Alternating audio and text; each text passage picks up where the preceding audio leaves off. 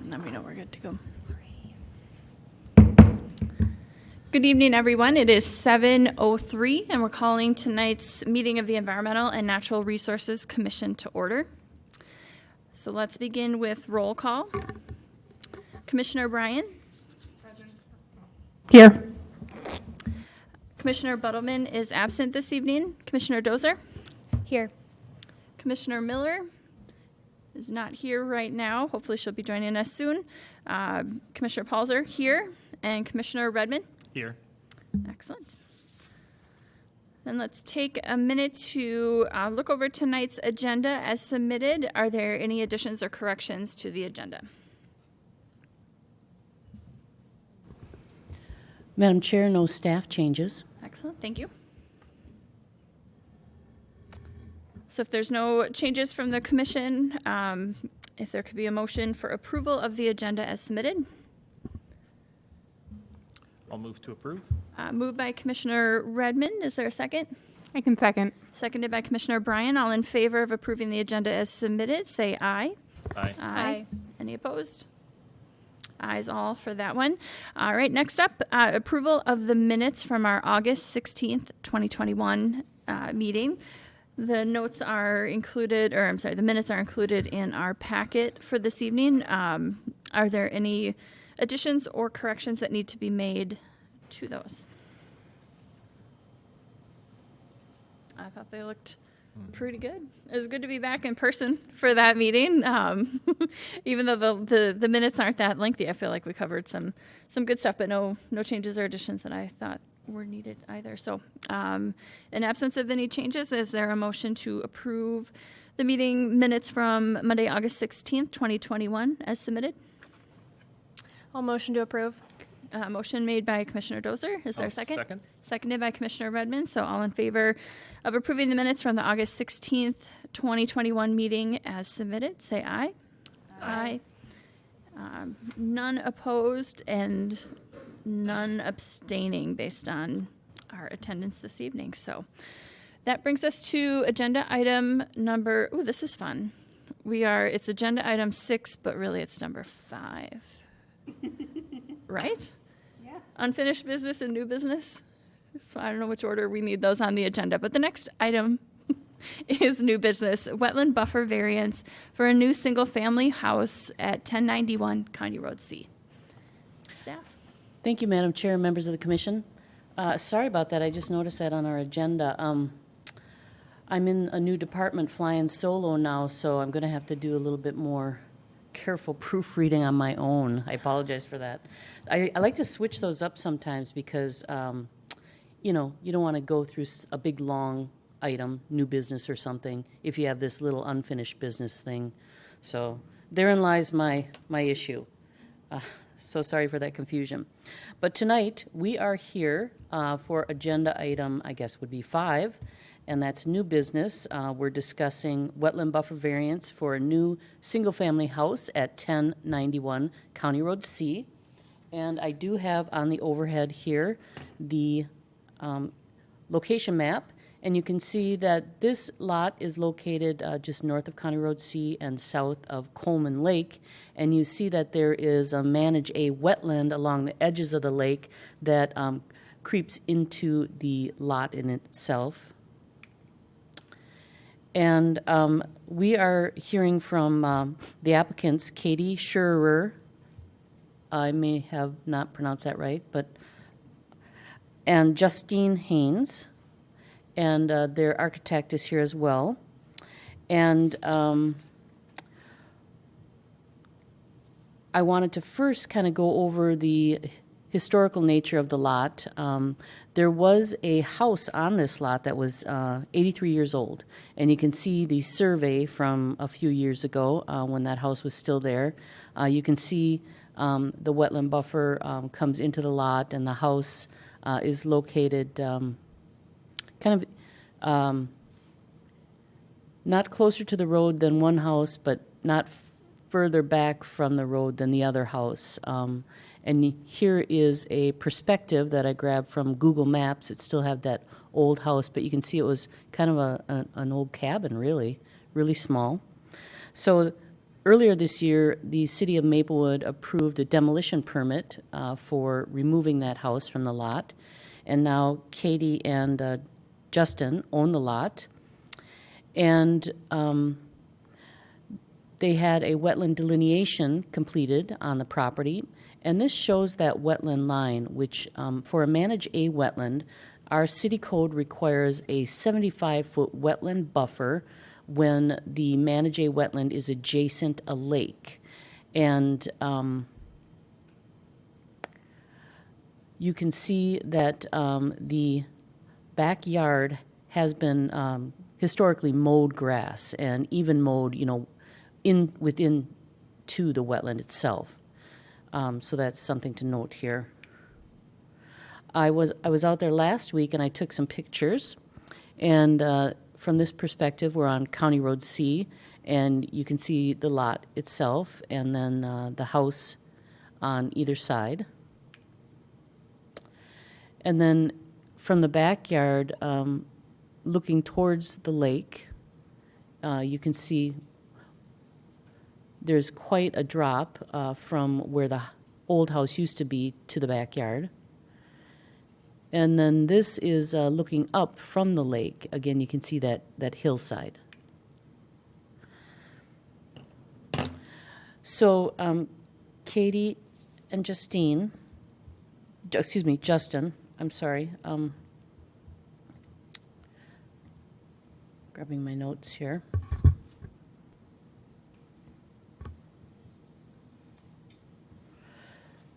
So they are proposing a new house, a new single-family house, and they worked with their architect very closely to try and meet the required setbacks and buffers. You can see, number one, the green line on this map shows the wetland delineation. The blue line shows the 75-foot buffer, and the red line shows the area of grading closest to the wetland edge. And so in the City of Maplewood ordinance, we require that there's no grading, mowing, building, or cutting within that wetland buffer. So for that reason, since they are grading to within 30 feet of the wetland edge, the city would have to approve a 45-foot wetland buffer variance. And that's what we're here to discuss tonight. And our city code does require that the Environmental and Natural Resources Commission review the wetland buffer proposal and make recommendation on the mitigation strategies. And then this will then go to our Planning Commission for their review. That'll be in October, as well as and that will be a public hearing. The neighbors will be notified of that meeting, and they'll look at the wetland buffer variance and the statutory requirements to prove hardship and things like that. And then it will also be approved by our city council. And so that again will happen in October. So tonight we're hoping that from your expertise you can help us come up with a plan to mitigate that buffer encroachment. You can also see on this map that the house itself doesn't extend beyond the wetland buffer line. There is a small deck that does, so it's really quite minimal. It's the grading itself that is causing that impact. So we have some elevations for you here. And this is from the lakeside. You can see they're taking full advantage of the views there with the windows, and you have that area where it's kind of a walkout that creates that that grading, which you'd likely have regardless because of the grade of the lot currently. And this was submitted by Will Spencer, their architect, again, who is here tonight. You see the floor plan that was included. And this is the elevation from County Road C. And I did want to point out that the house itself, is very attractive. It doesn't have a large mass, kind of was built and designed for the lot in and of itself. there is a house that's located on one side that is kind of a large, massive structure, and I think this was designed specifically, to be located in this area. So I think they did a nice job in that regard. And for an example for wetland buffer mitigation, there's several things that our city code outlines that the city can require for mitigation, such as rectifying the impact by repairing, rehabilitating, or restoring the buffer. There's a list of several things. Compensating for the impact by replacing, enhancing, or providing substitute buffer land at a 2-to-1 ratio. But in this case, the most feasible is the condition that they restore the buffer to some degree by adding native plants. So I did discuss the proposal with our natural resource coordinator as well as our city engineer.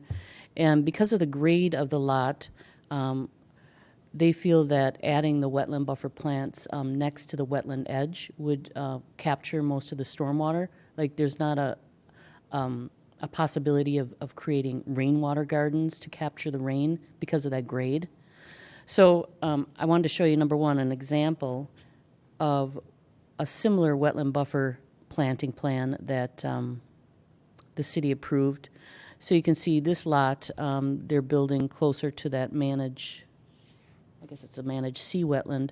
So the city required this area to be planted with native plantings.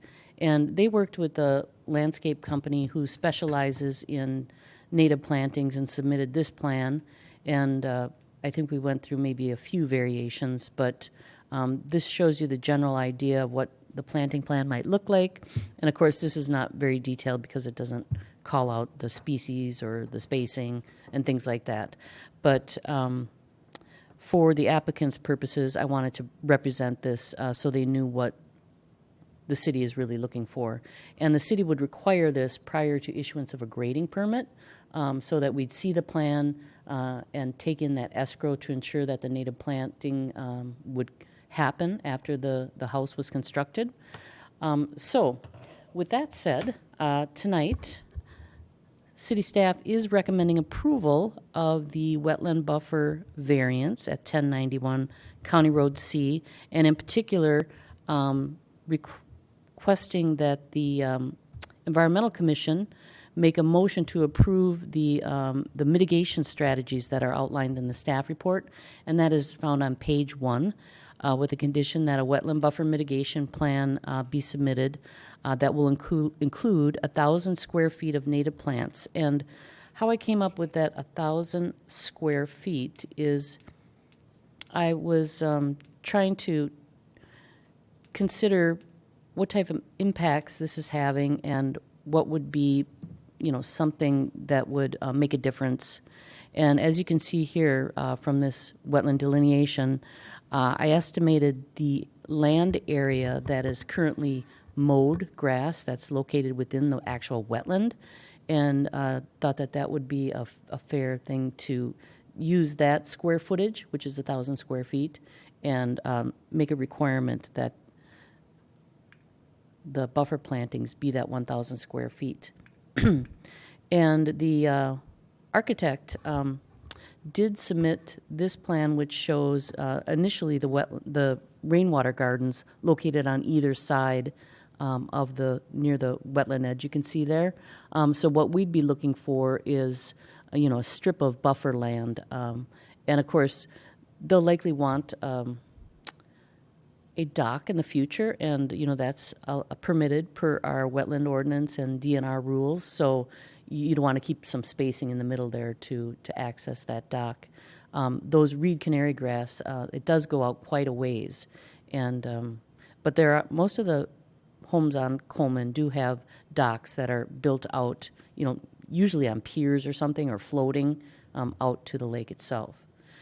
So we'd look for that plan to be in 2 planting beds, and then requiring that be mulched. wetland buffer signs that show the location of the wetland buffer and identify no building, mowing, cutting, grading, filling, or dumping. And the city of Maplewood actually manufactures those signs, and we make them for the applicant for a small fee, and then they would install them just to ensure that particularly future homeowners don't, come in and mow down that buffer land. And then a cash escrow to cover the to cover the wetland buffer mitigation. And we would take that before the grading and then, of course, release that once the plants were installed. On a commercial project, we also require like a management plan, for 3 years, and we keep the money for 3 years. But for these small residential projects, it's not feasible really to hold a homeowner's escrow for up to 3 years. So we work with the homeowner to ensure, number one, they're planted correctly, and then we would do inspections first few years just to make some suggestions. So with that, I will open it up to your questions and comments. Thank you. Thank you for all the information, staff. I have one question that comes to mind thinking about the process here in order that this goes through. So in our commission, so we're doing that this evening, and then Planning Commission is the next step with City Council final review. At what point is the mitigation plan drawn up as far as kind of the level that you showed us with the example of the particular plantings and where they would be in the property plan? Thank you, Madam Chair. Of course, we'd like everything wrapped up as everyone reviews it, but that's not always feasible. So I was also speaking to the applicants about this today and had recommended that they should have a draft plan in place for the Planning Commission for sure. Mm-hmm. And, we would have time, if you're uncomfortable approving of this, to, as a suggestion, table, and we could look at that draft plan also in October. I was trying to look at our October date, because I believe, so as a suggestion. But there's been some wetland buffer variances where it was such, they were really encroaching on the wetland. It was kind of a sensitive issue that we required things up front. But in this case, I felt comfortable processing this, knowing that we could continue to work on that buffer plan.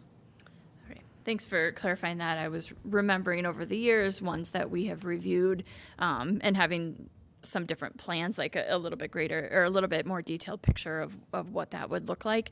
But that's understandable if, the size as well as the sensitivity of the area that we're looking at would come into play there. And certainly I think all of the plans that I can recall in the past have been, the details have had a lot of input from staff, as far as from yourself and Natural Resources Coordinator. I think I've had some input in the past all along that process. So I would have trust in staff to, be working with that plan as we go. But I think just my recommendation going forward is the more detailed that plan is, the more helpful it will be to go through the Planning Commission and City Council steps with that. So I don't know if we have any questions as a commission right off, but I think it would be great to welcome the homeowners and potential builders. If you wanted to come to the podium, not required to, but just to see if you had any questions or any remarks that you wanted to share with us that might be helpful for this process. So as you're approaching, if you wouldn't mind just stating your name before you, so that goes into the recording there. My name is Justin Haynes. Hi, Katie Scher. Welcome. Will Spencer. Excellent. Thank you. Any comments or anything like that? And Sean went through a ton of information with us, and we've got those plans, but just wanted to make sure you had an opportunity if you had anything additional that you wanted to share that would help us out. Yeah, great. we appreciate the great detail that Sean put into helping us with this. Additional context we would love to provide is that we're also not new to the area, so this is actually family property. So this is my wife Katie's great uncle's property that we purchased. So it is staying within the family, and we absolutely want to, conserve and appreciate the land that we have. So, whatever steps to ensure that that happens is obviously a priority for us. As we're not just coming into new to the area, adopting it. Yeah. Just the other thing I would note too is that, one of the things we're working toward is frost. And so we're hoping to get approvals so that we can start building yet this year. Okay. And so that's kind of, in terms of timeliness. So, we're happy to get started on a plan, and, the quicker we can move through this, then that also means the quicker we can get to building permits and all of that. So that is a consideration for us, and we're willing to put in the effort to get a plan, and we'd be happy to have any recommendations of, companies that the city's worked with and thinks, do good work to keep this moving. So, and also, I appreciate the compliments to our architect and designer and his work, and we really appreciate the work that he's done to make this home kind of fit in the neighborhood, and that's something that, like Justin said, we certainly care about. It wasn't just my great uncle, actually, who lived on this property. I had my grandmother and two of my aunts and uncles lived on this strip of land on Lake Coleman. So certainly, we're very excited about this opportunity. Yeah, not much further to add, except for I think you guys appreciate that everyone did notice the efforts that we went to really kind of pay attention to the wetland setback and be really respectful of it, and know that there's certain aspects of the grading that really can't be avoided for building a single-family home just with that, but all of the other efforts went through to take advantage of the lake, but also be really respectful of everything that's around it. So thanks for noticing that and your feedback. We look forward to it. Yeah, that was excellent. I mean, your introductory letter that was included in the packet, I believe you used the phrase nestled into the property. So, I mean, I think that does indicate the flavor. And then, your explanation of the connection to that property is also helpful as far as that goes. So, and your timeline request is noted. My initial reaction is it doesn't make sense for us to wait a month until our meeting next month to take a look at this again with a outline of exactly what plants you'd want to place where and things like that. So just to make sure you know that we heard that. But let's, I think, open it up for questions from commissioners, either of the property owners, architect, or staff questions. Commissioner Redmond? I have three of them, probably mostly for Sean, although you guys may have clarification. And actually, two of them are two parts. So, first question is, and maybe I missed this in the description, I think I had heard that a portion of the site is currently, a portion of the wetland delineation is being mowed or has been mowed past that wetland delineation. Did I hear that correct? Okay. So is a part of the plan that it's going to be restored back to that delineation point? Okay. And then in addition to that, 1,000 square foot area of native planting. My proposal and recommendation would be 1,000. It wouldn't be in that exact area of. My proposal is 1,000 square feet would be restored. My proposal would be that 1,000 square feet would be restored, and that would be within that wetland area. Okay. However, I must admit that our natural resource coordinator, excuse me, I have a little cold. Our natural resource coordinator was out the week I was putting this together, and I really would depend on her expertise in the location of this buffer planting. I was assuming that nestling it up right up to, the reed canary grass would be best, but perhaps not. And if we did that, you would kind of follow that exact wetland delineation line, and that's where the plantings would go. Okay, and so the 1,000 square foot calculation, you arrived at estimating the current encroachment and sort of making that whole, whether it's exactly the same shape or another shape based on guidance. Okay. Correct. Okay, so that's, the second question I have is, actually that took care of two, I think. Yeah, So the third question is, as far as you mentioned the potential of a dock, would a dock be required for action, or is that just allowable? Or does that require action? And if so, is that a part of what we're discussing now, or would that be a future request?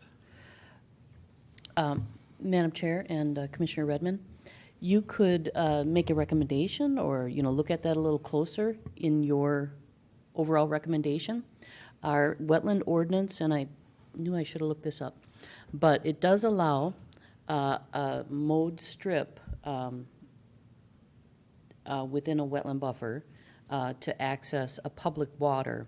And that mowed strip, I think, it's limited to what the DNR allows for a deck, and a dock. And I think it's 6 to 8 feet.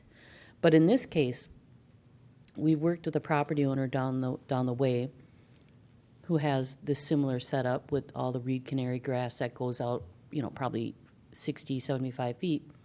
And the way they constructed their deck, which was minimal impact to the wetland, was through pile drivings. I don't know the exact term, but they would put one in, build the deck, and then the little bobcat would go over that, and then they do it again and continue out there that way. So it was minimal impact. So if you wanted to, as a mitigation strategy, make some sort of recommendation about the dock and how that was installed, that's certainly within your realm. Well, as a follow-up to that, then this probably goes to you guys as property owners. It looks, just based on the survey and the aerial images, like the neighbor has a dock that is pretty much on your property. Is that true? Yes, so we've actually spoken with both neighbors on each side, and that's Nathan and Kelly. Prior to them actually purchasing that property, that dock was put in, so they were unaware of the dock's encroachment into our property line, and we've actually since had conversations with them, essentially to the effect of, at the time that we request to put in our dock, if their encroachment is a problem for what we do, then they're willing to work with us to create the best plan forward. So I know their dock has been there for quite some years, so I think they're also looking to figure out either rehabilitating it or replacing it. So if that's something that we can either do together or figure out something that we can do, but we absolutely wanted to be in consideration of the fact that, yeah, their dock goes quite a bit into our property line. Yeah. So. How about the ability to share the access to two docks out there, so that It you is sort of an option. minimize what is being disturbed and maintaining as much green space for your own enjoyment? I'll just note, it is an option, but I think the lawyer in me thinks about the potential property sharing of that and, committing to whoever they sell the property to and whoever after that of sharing a dock. I'm not sure that that's the best option for us. So it's just one consideration. So we have thought about it, but I just want to be a little careful that we may not want to commit to sharing with unknown future neighbors a dock and whether those relationships would, work or not. So it is just one of the things that we've considered, but it is an option to share a dock. We've talked to our neighbors about that, and they're great. We'd share with them forever, but we don't know perhaps if they would be there forever. I just want to be completely honest. Right. Well, easements, I mean, and you can create relationships, which there should be something in place if it isn't already, because they're already on your property. So you got to deal with that one way or the other. Because right now it sounds like there's no legal mechanism in place, so something should be done. Correct. Right. And, it starts on their property and ends on ours. So we don't quickly. have legal right to get on their dock, and the end of their dock is on our property. So yeah, these are things that, certainly we need to work out as part of that. Okay, I'll stop asking you, let you guys.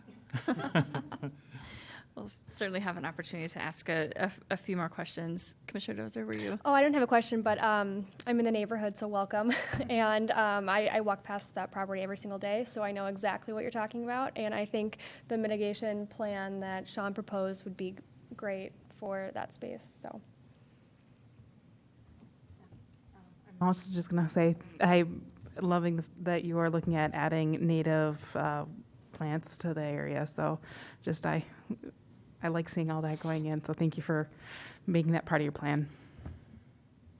Thanks, Commissioner Bryan. A question that I have is regarding yard space. So thinking of realistically, your entire backyard isn't necessarily a recreation area. So, whether that means maybe no badminton net or no catch in the backyard, anything like that. So I don't know if that's a challenge. You're going from a mowed area where activities like that are possible to not having that, within this plan and likely with the area of the plantings that would be required. What is the front yard setup? Is the plan to have that be a front yard? It doesn't look like maybe there's a ton of space, but just kind of bringing that up maybe as a potential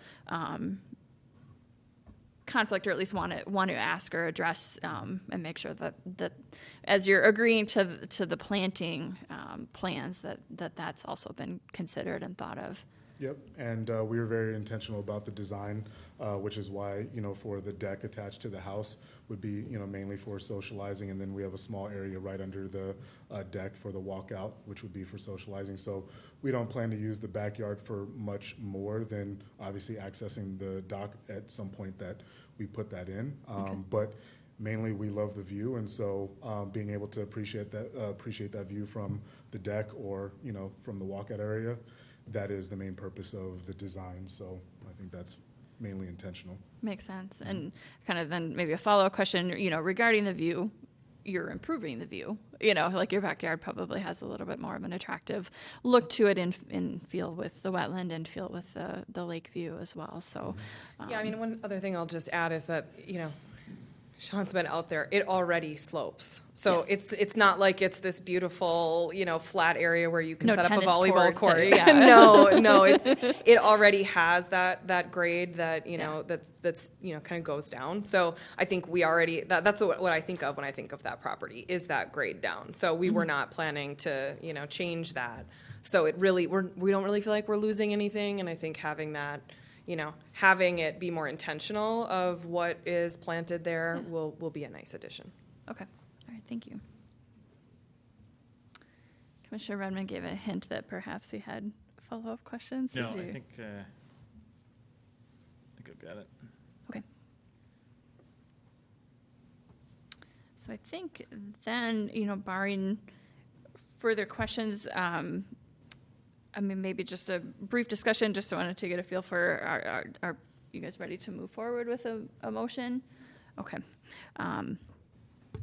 So let's, I guess, I'm just going to flip back to the page with the recommended action that came in our staff report. Looking through the items listed on here, our discussion really hasn't dictated any change to the recommended action.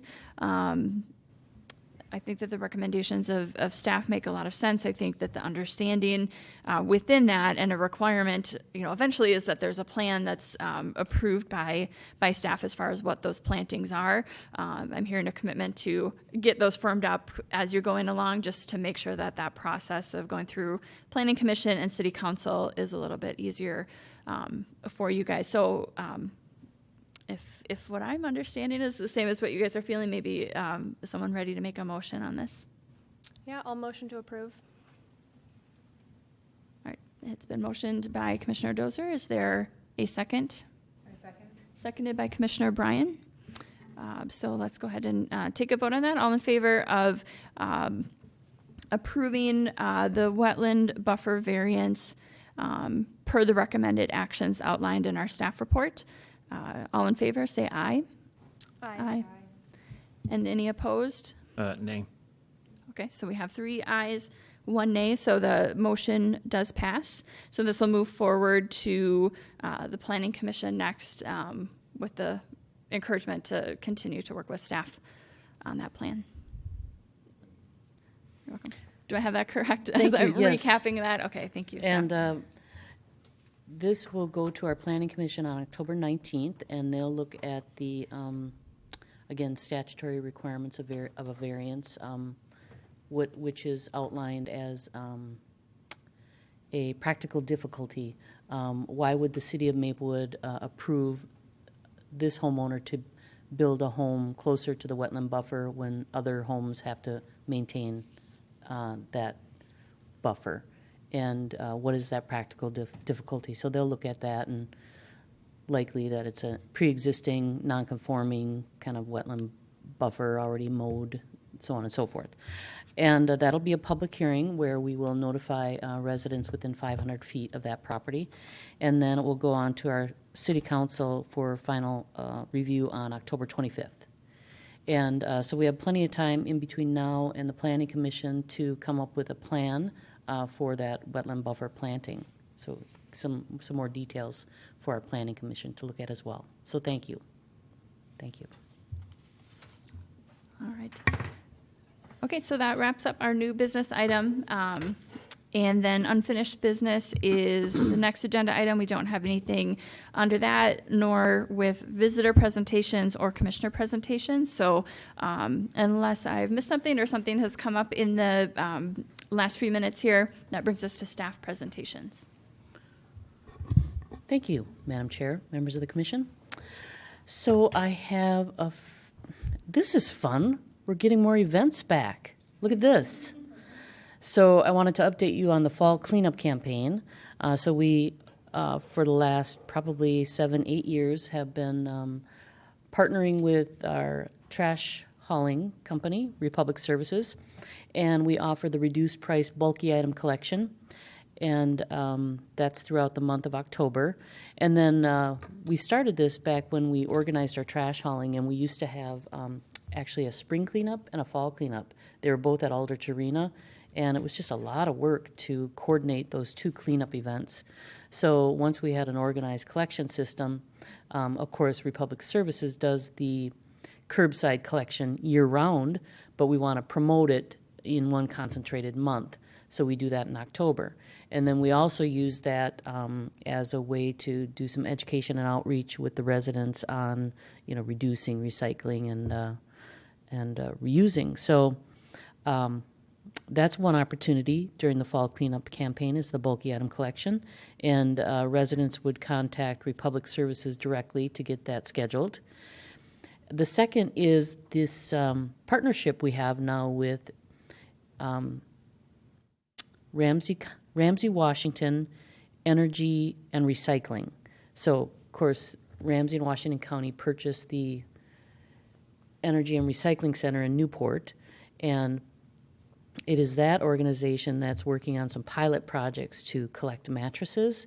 So they did one in Roseville during their cleanup event in the spring, and they offered, I think it was reduced price mattress collection, and they really wanted to do a curbside collection opportunity, and I got to talking to them about this curbside bulky item collection we do in October, so we thought it'd be a great opportunity.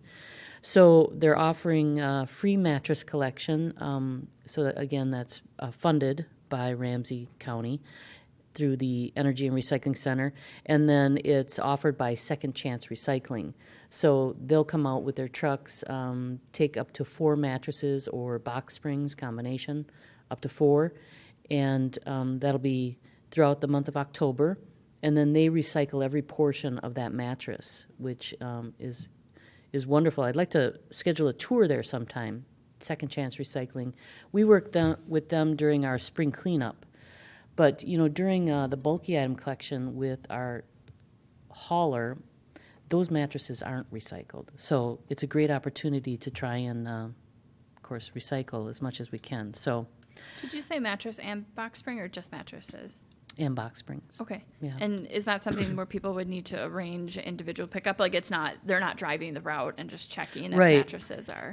So we kind of advertised a little too early before Second Chance Recycling was up and running, ready for the calls. So I got a few confused people calling.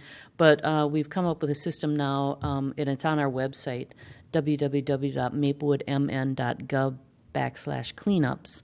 And it has their phone number, and then residents would push the number 6. And apparently it's like a hidden number 6, because if you listen to the whole message, they never say number 6. So kind of like our agenda tonight.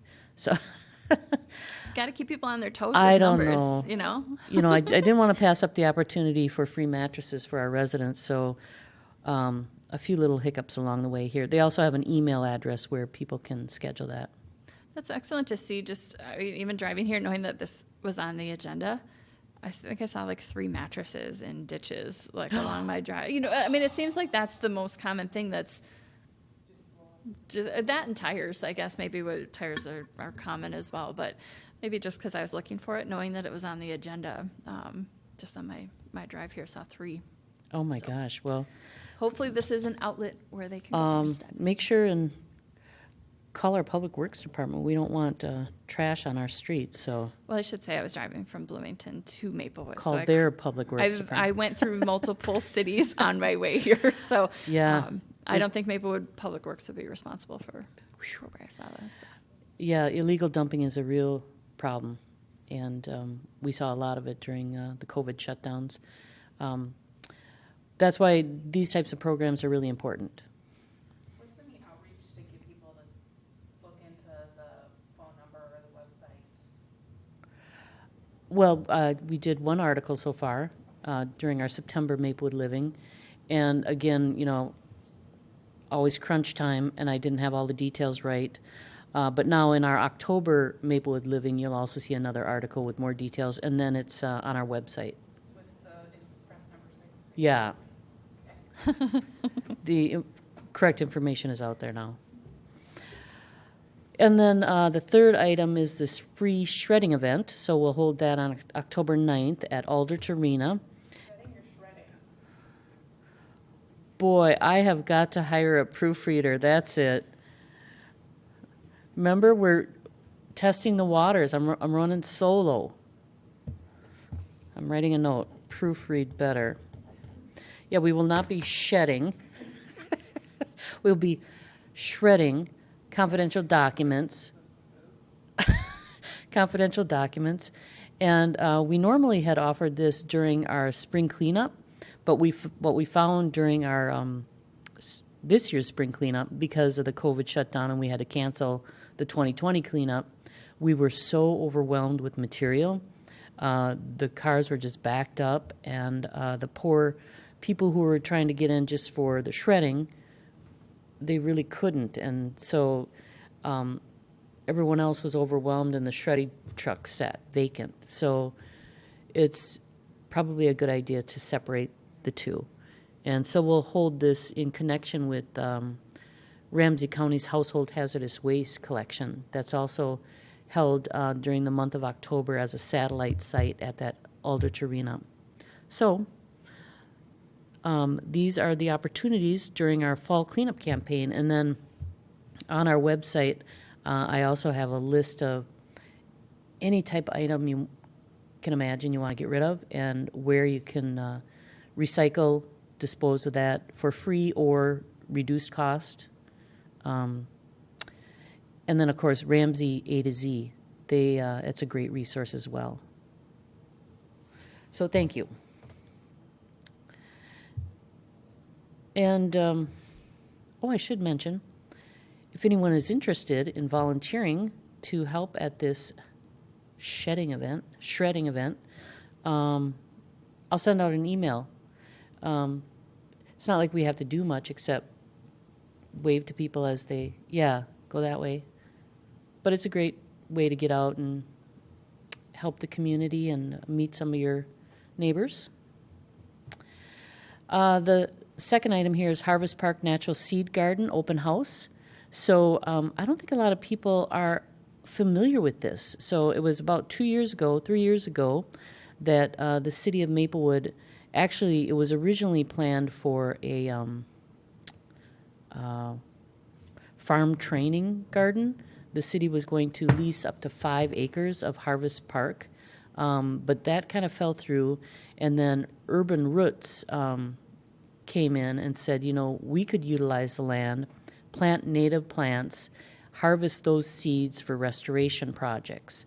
So they started that back, I think, 3 years ago now.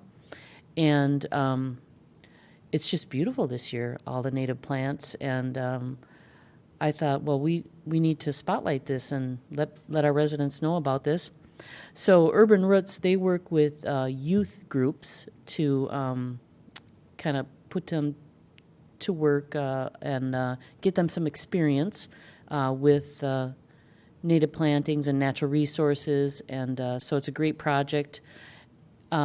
Apparently they haven't harvested seed yet because it was still, the plants weren't mature enough, but they'll start that next year.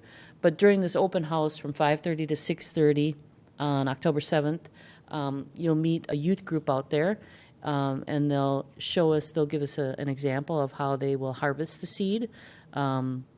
All the native plants will be identified, and that's always beneficial. Is that what that plant is called, you know? They'll give us some tips on maintaining your native garden, and it's a great way to get out and meet your neighbors as well. So, October 7th. The next item is Solar Power Hour. We'll host 2 this year, and the first one will be virtual on October 8th. It's over the lunch hour, and the second one will be in person at our nature center. And thanks to Commissioner Redmond for assisting the city of Maplewood in getting this coordinated with the group MREA. Yes. So we just have to come up with a site, and they do all the work and help our residents learn about installing solar on their residential properties, you know, the financial incentives and benefits that are there, and then also can schedule a free home inspection to see if it's feasible for their property. So, and there's more information on the city's website at maplewoodmn.gov/solar power hour.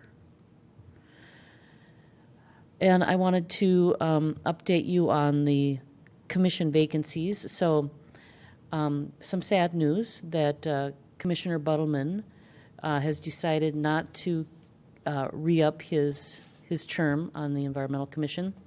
So tonight would have been his last night. So now we'll have 2 vacancies. And the commission appointments are scheduled actually with the City Council on September 27th. So hopefully we'll have 2 new members starting next month. And then finally, all your great work on the Mississippi River Corridor Critical Area and Slopes and Bluffs ordinances paid off. We had the DNR review the ordinance as well as Friends of Mississippi River. And the DNR has given us preliminary approval with some minor adjustments. And then we'll bring that to the Planning Commission tomorrow night for a public hearing, which is required per the statute.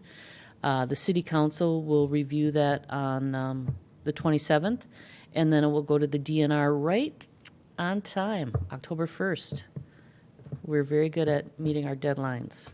So thank you for all your work and effort on that. And it's a much enhanced ordinance. So, you know, we really haven't seen any development in that area, but if we ever do, we certainly have some tools to ensure protection of the area. So thank you for your work on that. And that's it. Thank you. Thank you. One quick follow-up question on the commission vacancies. You mentioned that the interviews with City Council are next week, and there's a few people interviewing, a couple people.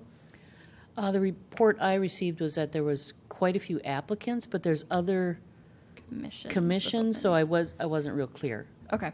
Because they can rank applicants. You guys maybe have insight on this just because it was more recent that you interviewed, but there's the capability when you apply to rank commissions that you're interested in serving on? Okay. So are applications still open at this point, or they're closed for what's scheduled at this point? It is closed. Okay. All right. Well, we'll cross our fingers. It would be great to have a full commission moving forward. So let's hype up our commission as like top ranking on those interviews. So excellent. So agenda item 10, unless there's further questions. I kind of jumped in there. So agenda item 10 is adjournment. Is there a motion to adjourn? Commissioner O'Brien has motioned for adjournment. That was difficult to say. Is there a second? I'll second. Seconded by Commissioner Dozer. All in favor of adjourning, say aye. Aye. And so with that, let's see, what are we at? 7:53. Our meeting is adjourned.